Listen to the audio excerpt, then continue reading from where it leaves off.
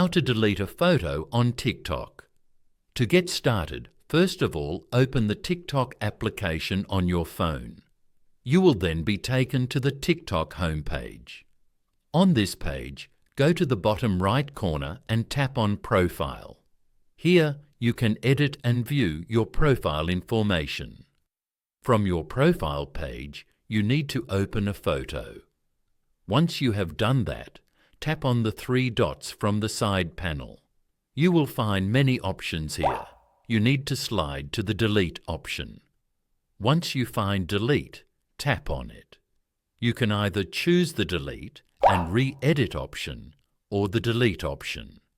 To remove it, without further changes, tap on Delete. Get back to your profile page. You can see the picture has been removed from your profile. You can restore the post within 30 days from the Activity Center in Settings. So by following these simple steps, you can easily delete a photo on TikTok.